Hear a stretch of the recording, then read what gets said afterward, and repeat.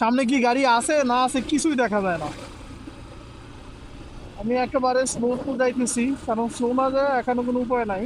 প্রত্যেকটা গাড়ি স্লো না গেলে অবস্থা খারাপ, কারণ পেছনের গাড়ি সামনের গাড়িকে দেখে না, সামনের গাড়ি পেছনের গাড়িকে দেখে না, এমন অবস্থা যে সামনে যে গাড়িটা আছে সেটা সামনের গাড়িটা দেখে না, সে পেছনের গাড়িটা সামনের গাড়িটা দেখে না, এমন অবস্থা হয়েছে। আল্লাহু আকবার, আল্লাহু আকবার, আল্লাহু আকবার, আল্লাহ মাফ করুক।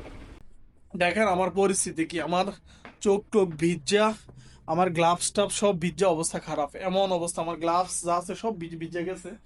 আর আমার হেলমেট দিয়ে ফানি পড়তেছে। আল্লাহ আকবার, আমার হেলমেটে ফানি পড়তেছে ডাইরেক্ট। দেখা যায় কি না, আমার হেলমেটে সম্পূর্ণ ফানি পড়তেছে, দেখা যায় হেলমেটের গ্লাস দিলে কিছুই দেখা যায় না। হেলমেটের গ্লাস যখন উঠাই দেই তখন তো একদম অবস্থা, নাকে মুখে চোখে অবস্থা খারাপ। আল্লাহ আকবার, দেখেন পরিস্থিতিটা একটু দেখাইতেছে আপনাদেরকে। কি পরিস্থিতি, এই জায়গাটা একটু ক্লিয়ার, কারণ এখানে বিল্ডিং আছে তো, বিল্ডিং এর কারণে এই জায়গাটা মোটামুটি একটু ক্লিয়ার দেখা যায়, ওই সাইডটা সবচেয়ে বেশি, ওই সাইডটা।